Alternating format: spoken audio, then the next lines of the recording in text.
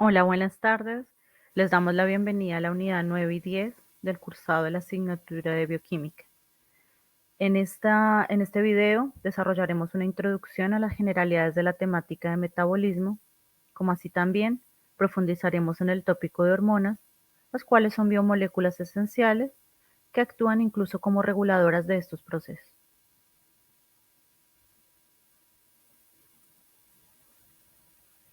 Para iniciar, es necesario revisar el concepto como tal de metabolismo. Como ustedes ven en pantalla, esta palabra proviene del griego metabole, lo cual significa cambios o cambio. Por ello, podemos definir el concepto de metabolismo como el conjunto de transformaciones o procesos físicos y químicos que suceden en nuestro organismo o en los organismos en general. Es decir, aquellos procesos que ocurren en cada una de las células de un organismo. Y evidentemente estos cambios o transformaciones conducen también a la transformación de energía. Teniendo en cuenta este concepto, es evidente que todas las reacciones químicas que ocurren al interior de una célula la podemos denominar como metabolismo celular. ¿Cuál es el objetivo del metabolismo? Teniendo en cuenta el concepto visto previamente en la diapositiva, podemos observar los diferentes objetivos que tienen estos cambios o transformaciones. Entre ellos se pueden mencionar la incorporación de nutrientes, la síntesis y degradación de biomoléculas necesarias para la estructura y funcionamiento de cada una de las células. Otra función es los procesos de degradación de sustancias, también la obtención de energía. Otro objetivo es la eliminación de desechos y entre otros adicionales podemos mencionar el metabolismo como tal, la síntesis y de manera general o de manera resumida, todas estas funciones son básicamente el mantenimiento de la vida.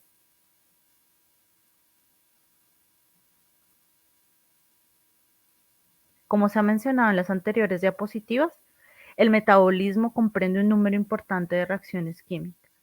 Ahora es necesario preguntarnos cuáles son los componentes de esas reacciones o cómo se denominan cuando nos referimos a procesos metabólicos. Si recordamos, una reacción química básicamente está compuesta de reactivos y productos. En el caso de metabolismo, a los reactivos los vamos a denominar como tal como sustratos, y a los productos también los podemos denominar como productos normalmente. Sin embargo, en estas reacciones también vamos a contar con enzimas. Las enzimas son biomoléculas que se encargan de catalizar o, en otras palabras, acelerar la velocidad de estas reacciones. Bien, ahora dentro de ese gran conjunto de reacciones químicas que comprenden el metabolismo, tenemos algunas que son de tipo degradativo, es decir, que se encargan como tal de degradar moléculas más complejas en moléculas más sencillas o más simples. Y a todo este tipo de transformaciones degradativas las denominaremos vías catabólicas. En este proceso hay una liberación de energía y por ello también se denominan reacciones de tipo exergónico. Nosotros en pantalla podemos observar, por ejemplo, la molécula compleja o la estructura del denominado glucógeno, que ya lo hemos visto en unidades anteriores. Entonces, el glucógeno a través de las vías catabólicas se puede degradar en moléculas más simples como por ejemplo glucosa. Y eso se denominaría como tal una vía de tipo catabólico. Adicionalmente a las vías catabólicas también se les denominan vías oxidativas. Y esas vías oxidativas se caracterizan por la liberación de electrones o la pérdida de electrones.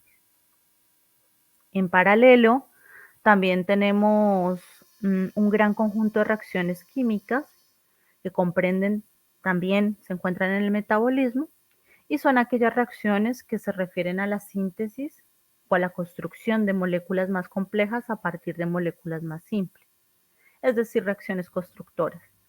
Estas reacciones se denominan anabólicas o hacen parte del anabolismo, las cuales, a diferencia de las catabólicas, requieren estas energías justamente para el proceso de síntesis, son reacciones de tipo reductor y por ende requieren electrones para llevarse a cabo. En pantalla encontramos dos ejemplos de reacciones anabólicas. Por un lado, podemos observar un monosacárido, el cual tras diferentes reacciones formarán un disacárido. Y luego, posterior a ello, a través de estas vías de tipo anabólico, finalmente formarán lo que se denomina un polisacárido. Es decir, partimos de moléculas más simples y con estas transformaciones de tipo anabólico se transforman en sustancias mucho más complejas. Otro ejemplo que encontramos en pantalla es la síntesis de proteínas. Partimos de aminoácidos que son sustancias simples y tras las transformaciones anabólicas se convierten en una molécula compleja como es una proteína. En esta diapositiva podemos ver de manera resumida las características de procesos de tipo anabólico y catabólico que hemos estado revisando. Sin embargo, es importante resaltar que comúnmente los procesos catabólicos tienen como terminación en su nombre el sufijo lisis, el cual este sufijo es típico de procesos de ruptura, como corresponden las reacciones catabólicas. Un ejemplo de esos procesos catabólicos puede ser la glucólisis. Por otra parte, los anabólicos en su mayoría cuentan como el sufijo en su nombre génesis, que significa origen o formación, propio de esta reacción. Ejemplo, glucogénesis.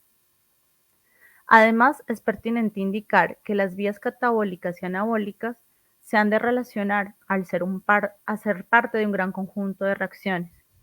Por ello, también debemos mencionar las denominadas vías anfibólicas, que son estas que están acá marcadas en la diapositiva en la mitad. Estas son reacciones químicas metabólicamente mixtas, es decir, son vías que tienen fases propias del catabolismo y otras propias del anabolismo. Por eso se han marcado acá como en el medio de este gran conjunto de reacciones.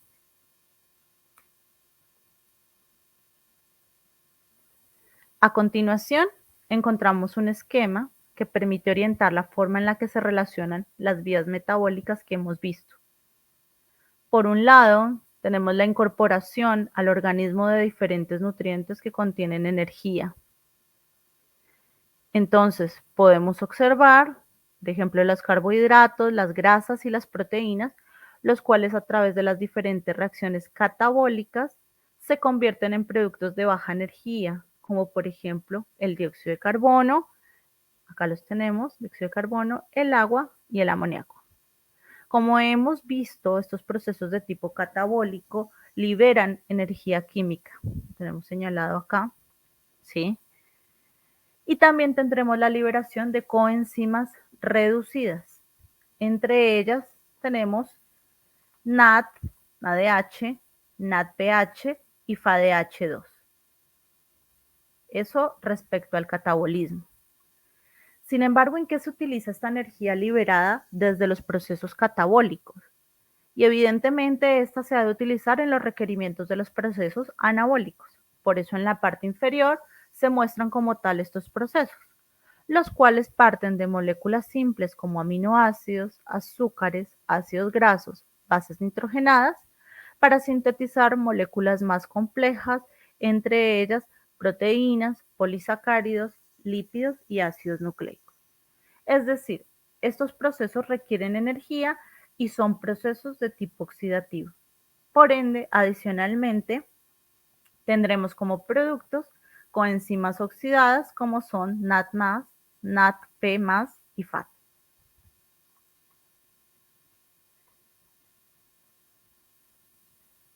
En las siguientes diapositivas veremos gráficamente los procesos de catabolismo y anabolismo relacionándolos con las moléculas que hemos visto en las unidades anteriores.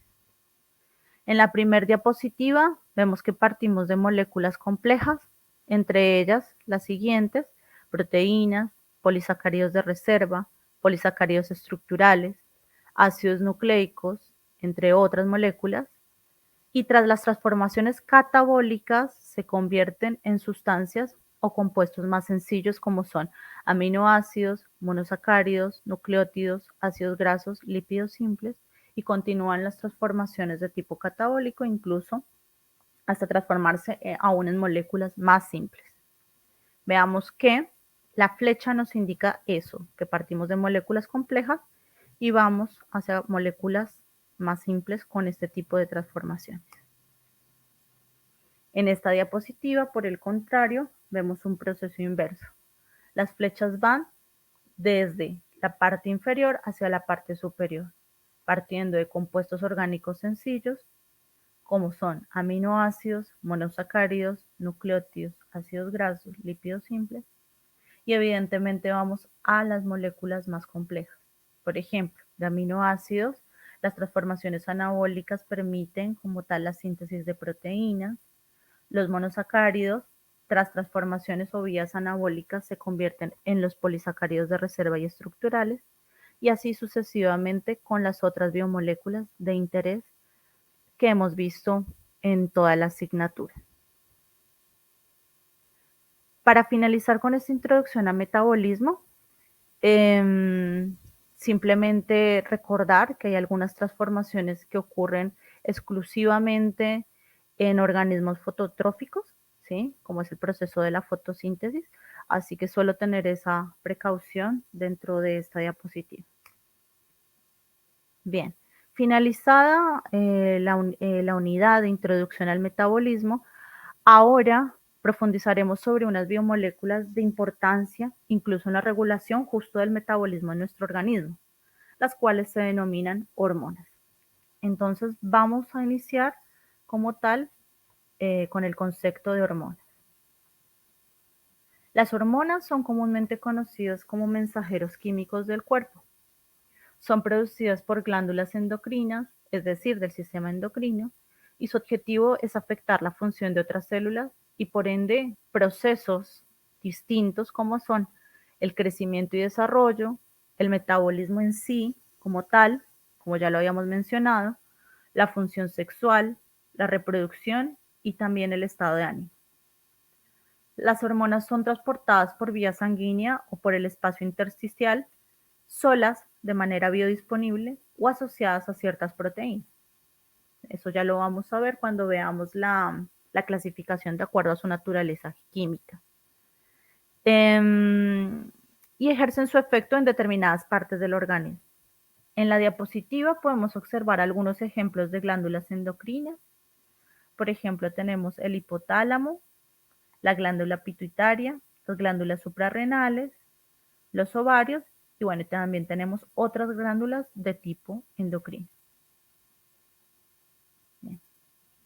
En esta diapositiva podemos ver las glándulas u órganos endocrinos clásicos y las respectivas hormonas segregadas. Yo voy a mencionar algunas, ustedes pueden tener más información con la bibliografía sugerida o también en pantalla. Un órgano endocrino clásico es la hipófisis y las hormonas que segrega pueden ser la LH, la FSH y la TSH. El páncreas segrega la insulina y el glucagón, que ya lo vamos a ver más detalladamente. Y también tenemos las gónadas, que básicamente segregan el estradiol, la testosterona y la progesterona. Otros órganos endocrinos que podemos mencionar son el riñón, que segrega la renina, el tejido adiposo, que segregan los estrógenos, bueno, y ahí tenemos en pantalla otros ejemplos más, el intestino, el pulmón, el corazón y el estómago. Como yo les mencionaba, diferentes funciones que tienen como tal las hormonas son, por ejemplo, que median mecanismos relacionados a la reproducción, el crecimiento, el desarrollo, que participan del mantenimiento del medio interno, es decir, del contenido electrolítico de los fluidos corporales, presión arterial, frecuencia cardíaca. También participan en la producción y utilización y almacenamiento de energía. Si nosotros quisiéramos tener una función general, podríamos decir que consiste en regular el metabolismo celular. Ahora bien, veremos algunos ejemplos respecto a su naturaleza química. Las hormonas se pueden dividir en peptídicas, proteicas o glicoproteicas, derivadas de aminoácidos, esteroideas y derivadas de ácidos grasos. Vamos a ver algunos ejemplos para que podamos profundizar un poco sobre ellas. Dentro de las peptídicas se encuentra la oxitocina y la vasopresina. La vasopresina sirve para la contracción de los vasos sanguíneos y ayuda a que los riñones controlen la cantidad de agua y sal en cuerpo. Dentro de las proteicas o glicoproteicas, la insulina permite que la glucosa se introduzca o penetre en las células para ser utilizada como energía. Dentro de las derivadas de aminoácidos podemos encontrar la adrenalina y la noradrenalina, que las veremos en detalle en una diapositiva posterior. Dentro de las esteroideas podemos encontrar el cortisol, que lo habremos escuchado porque tiene diversas funciones, como responder al estrés. De hecho, a veces se le conoce como la hormona del estrés. También participa en otros procesos que ya vamos a describir más adelante. Tenemos derivadas de ácidos grasos como las prosanganinas y los tromboxanos. Bien, como hemos visto en el video, básicamente diferentes aspectos o generalidades que los introducen ustedes al metabolismo. Por eso en esta diapositiva vamos a ver generalidades o nos vamos a detener a analizar un poco el proceso o el mecanismo de acción de dos hormonas de suma importancia en procesos metabólicos como son la insulina y el glucagón. Primero, debemos indicar que estas dos hormonas son producidas en el páncreas, son fundamentales para la vida y tienen una función inversa en lo que se refiere a la regulación de glucosa en sangre. Bien, para explicar su mecanismo de acción, vamos a pensar que cuando ingerimos alimentos, en su mayoría se transforman en glucosa, como lo hemos visto en las anteriores unidades. Y la glucosa tiene como función ser el principal combustible del cuerpo. Y posterior a nuestras comidas, nuestro cuerpo presenta picos glucémicos, lo cual activa en el páncreas la secreción de insulina. Esta hormona es la responsable de transportar la glucosa de la sangre al interior de las células. Esto ocurre en diferentes tejidos, por ejemplo, en el músculo esquelético, en el tejido adiposo y en el tejido hepático. En este último, el hepático, que es básicamente el tejido del hígado, la glucosa es utilizada para la manutención de las células. Sin embargo, en el hígado particularmente, cierto porcentaje es almacenado en forma de glucógeno. Y ya vamos a ver para qué se reserva o para qué se almacena. ¿Sí? Está de más decir que un daño en el páncreas representa una baja producción de insulina, que esto conlleva la aparición de enfermedades graves como la diabetes y las cuales se caracterizan por el exceso de glucosa en sangre. Por otro lado, ¿sí? El glucagón actúa con la función inversa. Cuando el cuerpo presenta picos hipoglucémicos, es decir, cuando los niveles de glucosa caen en el cuerpo, es decir, cuando le falta combustible al cuerpo, el glucagón estimula la ruptura del glucógeno almacenado en hígado, ese que hablábamos en el proceso anterior, y libera esa glucosa por las células que lo requieren. Así que por eso son inversos. El uno es básicamente para que penetre en la célula, ¿cierto? Y el otro lo que hace es estimular lo que se almacenó en forma de glucógeno para que se libere glucosa en esos picos de tipo hipoglucémico, es decir, cuando se requiere energía. Ahora veremos la estructura tanto de la insulina como del glucagón. Es importante decir que tanto el uno como el otro son hormonas de tipo peptídicos, como lo hemos visto en la clasificación, de acuerdo de la naturaleza química. Bien, para finalizar, veremos otras hormonas de importancia para el organismo, como lo son la adrenalina y el cortisol.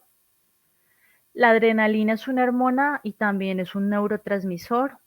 Dentro de sus funciones se encuentra que aumenta la frecuencia cardíaca, dilata las vías aéreas, contrae los vasos sanguíneos. Es producida por glándulas suprarrenales ante estados de ansiedad o preocupación, ¿sí? O de espera de un acontecimiento de importancia. Preparan el cuerpo básicamente para luchar, huir o enfrentarse a una situación que asume en estado de alerta y puede provocar el incremento de lípidos en sangre y afectar el rendimiento cardíaco como una manera de activar el organismo. Esperar, como les decía, un evento también produce adrenalina en bajos niveles y son niveles no perjudiciales para el organismo. Sin embargo, estar expuesto siempre de manera prolongada a situaciones que resultan como peligrosas o que el cuerpo detecta en estado de alerta, a la final resultan en agotamiento físico, problemas sociales y de diferente tipo físico como tal. Eh, a- en comparación con el cortisol, bueno, el cortisol es básicamente una hormona que se libera como respuesta al estrés y un nivel bajo de glucocorticoides en la sangre. Y dentro de sus funciones principales son incrementar el nivel de azúcar en la sangre a través de la gluconeogénesis, suprimir el sistema inmunológico y ayudar al metabolismo de grasas y proteínas. Bien, con esto damos por concluida la clase acerca de introducción al metabolismo y hormonas. No olviden revisar los trabajos prácticos que se encuentran en plataforma y la bibliografía sugerida.